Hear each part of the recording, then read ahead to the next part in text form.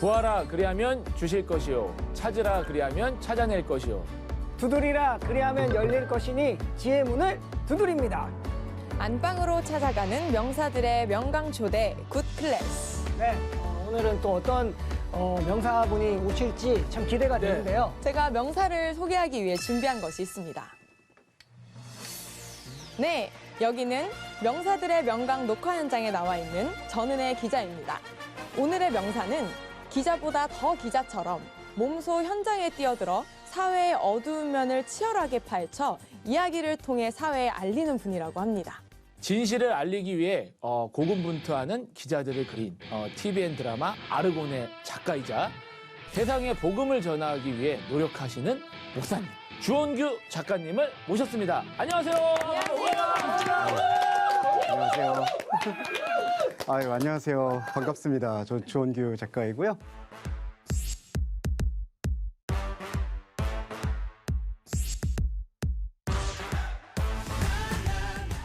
이제 아까 소개해 주신 것처럼 이제 목회 일을 하고 있고요. 그다음에 소설가로 시작을 했습니다. 그래서 소설을 쓰고 있다가 우연한 기회에 이제 기회가 닿아서 영화 시나리오와 드라마 대본을 같이 쓰고 있습니다.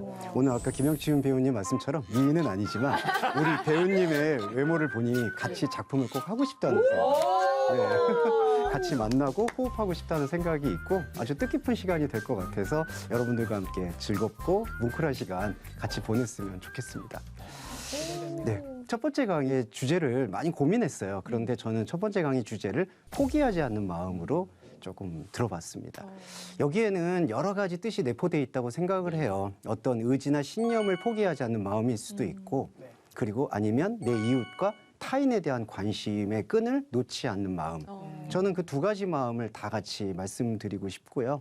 제일 부끄러운 게 명사들의 명강을 하다 보면은 개인의 얘기를 꺼내게 되는 경우가 있는데 제가 그런 거를 별로 좋아하진 않지만 제 직업에 대한 게 작가다 보니까 이 작가의 일은 어쩔 수 없이 개인의 인생과 그리고 삶의 궤적과 함께 연관이 되어 있는 것 같아요. 그래서 오늘은 부끄럽고 쑥스럽지만 저의 이야기와 곁들여서 여러 이야기들을 한번 나눠보려고 합니다. 그중에 첫 번째가 이 소외에 대한 문제를 한번 생각해 보려고 그래요. 왜냐하면은 저 역시 중고등학교 때 이제 안타깝지만 심한 이제 왕따나 또 제가 또 왕따를 친구들한테 하는 그런 피해와 가해가 얽혀 있는 조금 힘들고 어려운 시절을 좀 보냈습니다. 그런데 그게 비단 저의 경험만이 아니라 제 동창들을 만나보면 참 그때 그 힘들었던 얘기들을 많이 하더라고요. 그 학생들과 친구들을 어떻게 사귀어야 될지, 선생님들이 조금 더 과도한 체벌이 있었고 이제 그런 것들을 어떻게 견뎌야 될지, 뭐 이런 부모님과의 갈등, 그런 수많은 마음들 속에서 우리가 우리 마음속에 닫혀진 문들이 되게 많다는 사실을 친구들과 만나면서 교감하게 되었고 저는 그 닫혀진 마음이 소외라고 생각이 들었어요. 그래서 제가 우연찮은 계기 그리고 자연스러운 계기로 7년 전부터 이제 우리가 소년원이라고 표현을 하죠. 예, 소년 보호 시설에 이제 교정교사, 상담교사 혹은 이제 선도위원 그리고 제가 작가다 보니까 글쓰기 지도사로 이제 활동을 하기 시작을 했습니다. 그런데 처음에 이제 시작을 하게 될 때에는 그 매우 낯설고 좀 힘들었어요. 그리고 고등학교, 중고등학교 때 저의 좀 상처가 떠오르기도 했습니다. 이 친구들이 아무래도 주로 범법을 저지르는 그 유형이 폭력이라든지 절도, 위협 이런 것들이 우리가 그 혐의만 들어보면은 정말 사회면에서만 볼 수 있을 법한 상당히 위기 청소년들의 모습이었기 때문에 그런 친구들을 만난다는 게 솔직히 제가 자괴감이 들기도 하고 되게 요즘 말로 현타라고 하죠. 현실 자각이 오더라고요. 내가 여기 뭐 하고 있을까? 나는 무엇일까? 그런데 처음에는 그렇게 어려웠는데 점점 이 친구들을 알아가게 되면서 이 친구들이 가지고 있는 제가 처음에 말씀드렸던 그 마음의 닫혀진 문, 그 소외의 벽이 다른 친구들보다 조금 더 높을 뿐이지 다른 친구들과 다 똑같구나. 우리가 살고 있는 삶의 모습 속에서 소외받고 누군가 내 얘기를 들어주지 않은 것에 대한 어려움들이 있었구나라는 사실을 한편 알게 되었습니다. 그리고 또 하나 안타까운 것은 사회나 부모님이 이런 친구들에 대해서 조금만 관심을 가져주고 그냥 얘기만 조금 들어줬으면 하는 마음이 이제 간절해졌어요. 그러니까 처음에 봤을 때에는 왜 어떤 마음으로 저런 범법이나 저런 범죄 그리고 저런 가해 그런 것들을 할 수가 있을까라고 생각해서 상당히 마음이 되게 아프고 쓰리고 이 마음이 목사지만 저도 목사지만 막 이렇게 울컥울컥 할 때가 있어요. 이 친구들의 범죄 사실을 들을 때마다. 하지만 이제 사회적 프로파일링이라고 하죠. 그 친구들이 살아온 과정이나 부모님과의 형성 그리고 선생님들 혹은 사회가 바라보는 시선들을 종합해 보니 이 친구들을 전혀 옹호하려는 건 아니지만 소외받았고 누군가가 따뜻한 손을 건네주거나 눈빛을 건네줬다면 확실히 달라졌겠다. 이런 생각을 하게 되었습니다. 그래서 제가 목회자로서도 아니면은 이제 일반적인 그런 글쓰기 강연을 소년원 친구들만이 아니라 이제 일반 학교에 가서도 하게 되는데 학부모분들이 주로 물어보시는 게 그런 친구들 위험하지 않느냐. 그런 친구들보다는 우리가 흔히 말하는 제도권에 있는 친구들을 먼저 가르치고 조금 더 육성해줘야 되지 않느냐라는 질문을 많이 받게 됩니다. 그런데 저는 반대로 말씀드리고 있어요. 우리가 흔히 말하는 위기 청소년, 경계 청소년을 대할 때 그 청소년들을 대하고 동정하는 게 아니라 그 청소년들을 마음으로 품는 것은 그 청소년들에 대한 어떤 자비심이라든지 그런 어떤 종교심만 포함되는 게 아니라 학부모님들의 자녀, 흔히 말하는 우리 학교에 지금 다니고 있는 제도권에 있는 자녀들을 위한 시급한 문제라고 말씀을 드립니다. 왜 그러냐 하면은 우리가 안타깝지만 유형화를 시켜야 되는 게 우리 청소년들의 현재 현실은 학교나 부모님의 돌봄을 받고 있는 이런 어떤 안정권에 있는 청소년의 부류가 있고 그다음에 안타깝지만 계속 범법이 저지르게 돼서 소년원이 성인으로 가게 되면 교도소행으로 가게 되는 그 악순환을 경험해서 이미 범죄자의 계열에 들어설 수밖에 없는 그런 우범 청소년들이 있고요. 그리고 마지막으로 그 우범 청소년과 그리고 우리 안에 있는 안정적인 청소년 사이에 방황하고 있는 쉼터라든지 아니면은 가출 청소년들이 주로 돌아다니는 어떤 서울의 지역들 안에 모여 있는 친구들이라든지 그런 친구들이 모여 있고 그런 친구들이 어디 소통할 수 있는 출구를 찾지 못해서 방황하고 있는 청소년들을 저는 위기 청소년이라고 생각을 해요. 그런데 이러한 위기 청소년들은 조금만 우리가 관심을 갖고 우리가 조금 더 관심의 손, 그다음에 어떤 너의 생각하는 건 뭐니? 너의 닫혀있는 마음은 뭐니라고 묻게 된다면 이런 위기 청소년들은 얼마든지 우리가 생각하는 안정적인 품으로 들어올 수 있다고 생각을 합니다. 그리고 안정적인 품으로 들어오게 될 때 일반적인 학생들이 더 보호를 받을 수 있고 오히려 그 위기 청소년들의 마음도 이해하면서 이런 어떤 우범적이고 범법적인 일들이 줄어들게 되는 저는 그게 사회가 따뜻해지는 첫 걸음이라고 생각을 해요. 그렇지 않게 될 때의 위험함이 위기 청소년들이 제가 아까 말씀드렸던 그런 우범 청소년으로 더 이상은 회복할 수 없는 단계로 넘어가게 되면은 이 친구들의 안타깝지만 범죄의 타겟이나 대상이 우리 안정권인 생활을 하고 있는 제도권에 있는 청소년에게로 향하게 됩니다.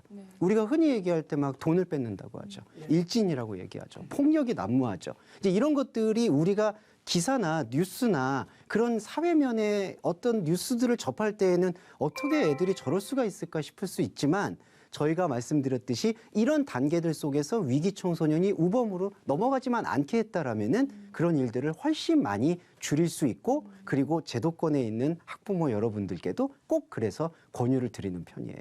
그리고 또 하나의 소외에 대해서 말씀을 드리고 싶어요. 그리고 제가 또 우연한 계기가 될 수도 있고 자연스러운 눈길이 가게 되어서 이 한국에는 아직도 안타깝게도 성매매 피해 여성분들이 다수 존재하고 있습니다.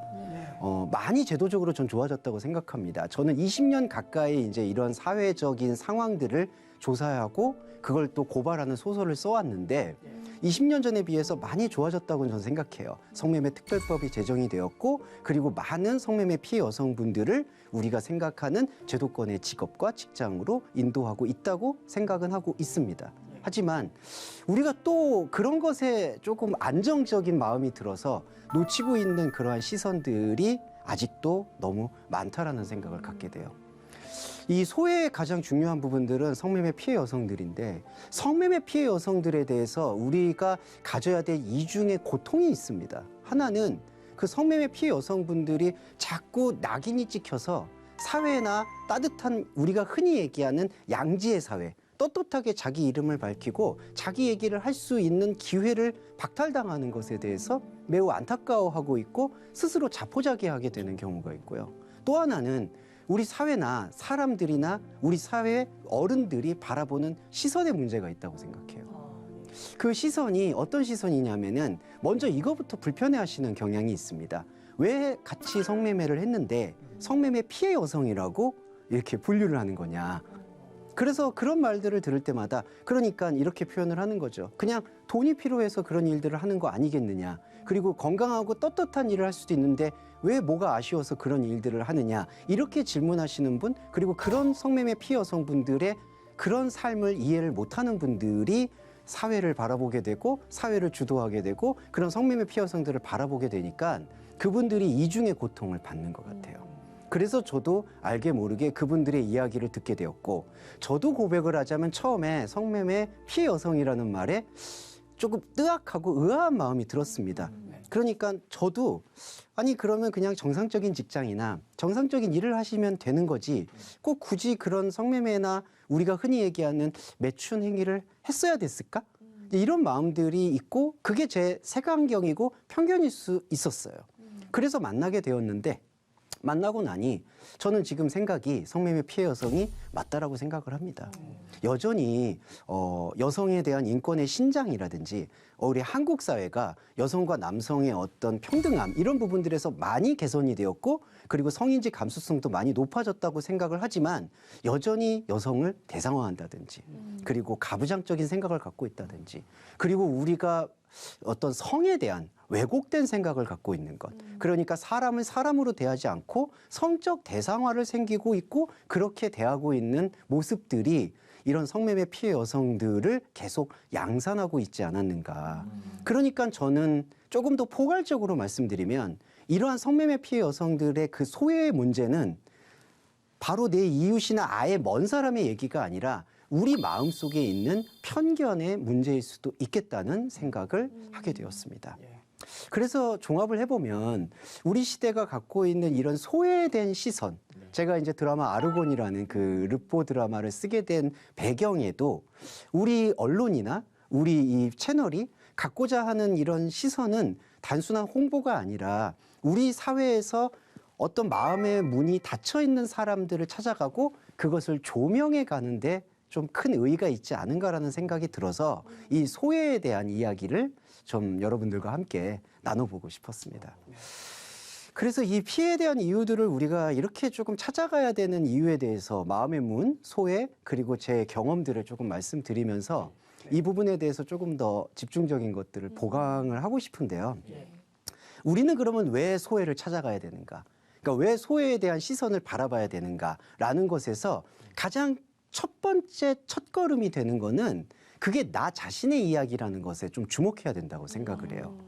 우리가 조금 반성해야 돼. 저 자신을 포함해서 반성해야 될 부분은 제가 아까도 경험치를 말씀을 드렸지만 7년 전, 8년 전부터 성매매 피해 여성들과 그리고 위기 청소년들을 찾아다니면서 알게 모르게 제 안에도 편견의 시선들이 여전히 이렇게 따리를 틀고 있다.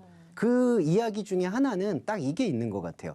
그 나는 저 친구들과는 좀 다르지 않을까. 그러니까 나의 처지나 나의 상황은 저런 사람들보다는 좀 다르지 않을까라는 알게 모르게 우리 안에 무의식적으로 쌓여있는 그 우월감이 있다고 생각을 합니다. 그러니까 우리가 사회에 여러 다큐멘터리라든지 좀 힘든 사람들의 삶을 볼 때 눈물을 가지고 감성을 가지고 하는 거는 참 좋은데 마음 한켠에 우리가 조금 힘들지만 어렵지만 우리 안에 있는 이 불안의 마음을 끄집어내 보면은 나는 그래도 저 삶이 아니구나라는 것에 대한 안도감이 이기심으로 연결되어 있지는 않은가. 그런데 잘 내려놓고 생각을 해보면은 제 중고등학교 때도 처음에 말씀드렸지만 그때 시절에도 누군가가 저에게 두드려주지 않았다면 누군가가 저에게 그 마음의 닫힌 문을 열어주지 않았다라면은 저 역시 위기 청소년에서 우범 청소년으로 당연히 나아가게 되고 그게 안타깝지만 우리 사회가 질타하고 혐오하고 차별하는 그런 사회적인 격리 대상자가 되어버리는 것을 우리는 잊지 말아야 될 것 같아요.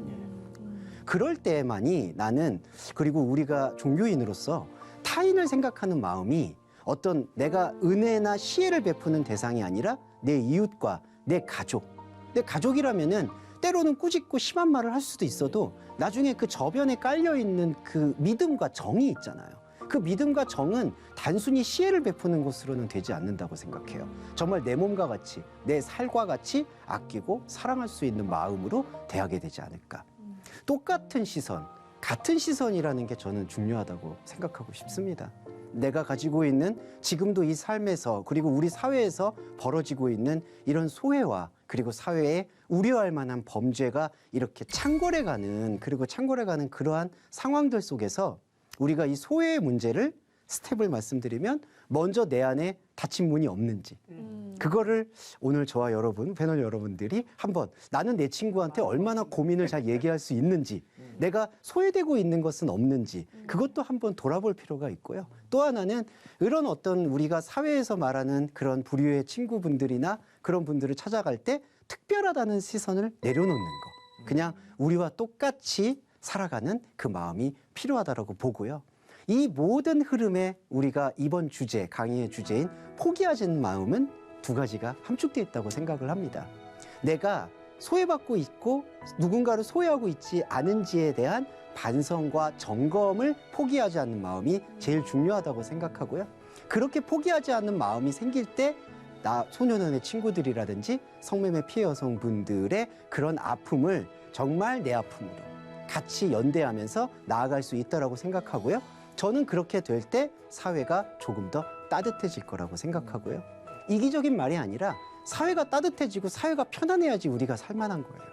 저는 그래야지 먹고 살 수 있다고 생각을 해요. 사회가 점점 안 좋아진다고 그냥 혀를 끌끌 차거나 개탄하는 데 그치면 저는 안 된다고 생각합니다. 그냥 나는 사회가 그냥 안 좋다. 나는 사회가 이런 사회가 너무 힘들고 마음에 안 든다. 그래서 혀를 끌끌 차고 등만 돌리면은 등을 돌아섰다고 해결되는 문제가 전혀 아니고 오히려 등을 돌리면 문제는 더 커지기 때문에 우리서부터 등을 돌리지 말고 소외의 문제를 정면으로 눈 부릅뜨고 바라볼 수 있는 마음가짐이 필요하다. 저는 이렇게 생각합니다.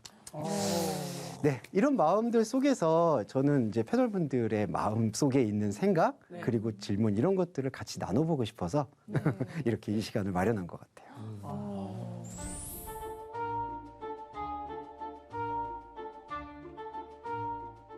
아니 진짜 나도 근데 어떤 대상을 맨날 좀 너무 평가하고 이러지 않았나 이런 네. 생각이 들어요. 좀 그냥 인정해주기도 하고 그냥. 그러니까 그 그렇게 말이 하면 그 되는 말씀이 너무 와닿는데 그 작가님도 처음에 그렇게 하시기가 쉽지 않았을 것 같다는 생각이 많이 드는데 그거를 그렇게 좀 같은 시선으로 바라볼 수 있는 어떤 좀 방법이 좋은 방법이 어떤 게 좀 있을까요?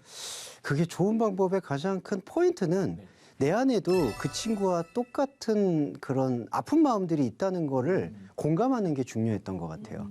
한 예를 들면 이제 7년 전에 소년원의 친구들 중에 이제 이게 나와서 보호 관찰을 받게 되는 경우가 있는데 이제 패스트푸드점에서 만나서 햄버거를 사주다가 저도 모르게 너 인생 그렇게 살지 마라 이런 얘기를 했는데 얻어 맞았어요. 진짜 예, 얻어 맞았어요. 그래서 처음에는 저도 막 이거 너무 심한데? 아니 내가 그래도 어른인데? 그런데 제가 돌이켜 보니까 맞고 나니까 이 친구가 얼마나 그런 울분이 차 있었을까. 저한테는 그때가 계기였던 것 같아요.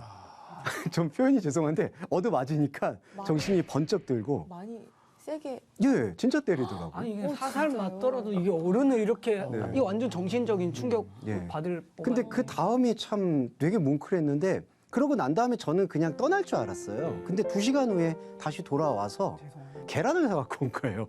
어디서 들었나 봐요. 예. 선생님이 만져주는 거예요, 얼굴을. 여기가 이렇게 부었거든요. 근데 그때 그 순간이 잊혀지지가 않아요. 그래서 그때 저 친구의 저런 폭력적인 마음 안에 그게 상징적일 수도 있지만 내 안에도 그런 어떤 폭력성? 저 친구는 안 돼. 저 친구는 틀렸어. 이런 게 같이 되어 있다는 생각을 드니까 그걸 끄집어낼 수 있게 된 계기가 된 것 같아요. 네. 갑자기 맞았다는 생각이. 근데 그것도 있지만 저는 그 맞았다는 생각보다 계란을 만져줄 때가 잊혀지지가 않아요. 그 감각이라고 해야 될까요? 네. 진짜 마음 아프다. 그건 진짜 어디서 뭐 책에서 본 것 같은데 정말 이 성각이 뭐 따로 있는 것 같지 않은 그런 예. 느낌인 것 같아요. 우리 안에 배제된. 근데 저도 방금 얘기해 주시는 말처럼 별로 생각보다 무의식적으로 있던 거라서 네. 소외된 거 같은 경험들이 많이 있는데 평소에 생각 안 하고 있었던 것 같아요. 이게 극도로 오면은 그게 튀어나올 때가 제가 있거든요. 맞아요. 네. 근데 이제 그게 조금 더 저보다 심할 뿐인 사람이 있고 좀 덜 하고 그리고 소외됐어도 계속 좀 주위 환경이 계속 다행히 괜찮아서 안 맞아요. 그런 분들이 맞습니다. 있는 건데 네. 환경이 안 좋아지면 저 또한 똑같이 될 수 있는 맞습니다. 그 사람들만 하는 게 아니라 나도 저렇게 될 게 뻔하니까. 맞습니다. 그게 왜냐하면은 환경의 안정망이거든요. 그러니까 배우님은 그 마음에 사실은 그런 친구들과 똑같은 마음, 저도 그런데 같이 있음에도 불구하고 그런 것들이 컨트롤될 수 있는 게 가족이라든지 누군가가 말해주는 그런 환경의 안전망이 있거든요. 근데 그런 친구들한테는 안타깝게도 그런 안전망이 없었기 때문에 그런 마음속에 억눌리는 마음들, 소외에 대한 분노가 밖으로 분출이 되는 것 같아요. 그래서 이런 시선을 가지고 우리가 조금 대해야 되지 않을까 그런 생각을 꼭 갖습니다. 작가님이 말씀해주신 그 포기하지 않는 마음에 두 가지의 측면이 있었잖아요. 근데 저는 그게 굉장히 많이 크게 와닿았던 게 저는 한때 그랬던 것 같아요. 내가 가지고 있는 그 닫힌 마음의 그 문 때문에 상대를 오히려 부정적으로 바라보는 그런 시각이 있었던 것 같은데 요즘 세상 사람들이 그런 것 같아요. 작은 거에도 막 SNS라든지 뭐 연예인들한테 악플을 단다든지 그런 마음을 뒤로 돌아보면 내가 상처받았기 때문에 되게 더 격하게 공격하는 느낌? 맞아요. 그런데 이제 하나님이 결국 세상에 주신 명령은 두 개잖아요. 하나님을 사랑하고 이웃을 사랑하는 거. 근데 아무도 어떻게 이웃을 사랑하는지는 알려주지 않는 것 같아요. 네, 맞습니다. 근데 이제- 사랑하는 방법 맞아요. 그렇죠. 네. 근데 지금 방금 작가님이 말씀해 주신 그 마음이 확 와닿았어요. 아, 이렇게 하는 게 이웃을 사랑하는 거구나라는 게 확 왔어요. 네. 그러니까 저는 말씀드리고 싶은 게 만약에 저처럼 이렇게 뭐 찾아가셔서 상담 이런 것들을 권유드리는 게 전혀 아닙니다. 그리고 어떤 것들을 지금 당장 뭘 해야지 그런 것들을 권유드리는 게 아니고 인식에 대한 그 마음가짐 같아요. 맞아요. 예. 내가 이렇게 하나님에게 사랑을 받듯이 내 친구도 사랑을 받을 수 있고 그런 자격이 충분히 있다라는 생각을 가지고 그냥 같은 눈높이로 그냥 아까 말씀드린 것처럼 그 친구들이 닫고 외부로 그게 분출됐을 뿐이지 물론 그 분출됐을 때 나오는 그런 어떤 파장이나 그런 파급력들은 사실 법적인 것이 필요하면 필요하고요. 체벌이 필요하면 필요하고 그리고 처벌이 필요하면 필요하죠. 근데 그것과는 별개로 우리 마음 속에 그 친구들도 충분히 사랑받을 수 있다라는 생각, 저도 사랑받을 수 있다라는 생각이 좀 필요하다는 마음이고요. 그다음에 우리 모델님께서 잘 말씀해 주신 부분 중에 하나가 자꾸 뭔가 얘기를 하는 게, 말을 하는 게, 대화를 하는 게 조심스러워진 세상이 된 거는 맞는 것 같아요. 물론 아무 얘기나 하면 안 되겠죠. 불안한 마음들을 그리고 무례한 말들을 쏟아내면 안 되겠는데 더 중요한 거는 내가 이렇게 말을 했을 때 저 친구가 혹시 나를 공격하지 않을까? 저 친구가 이걸 가지고 나를 트집 잡지 않을까?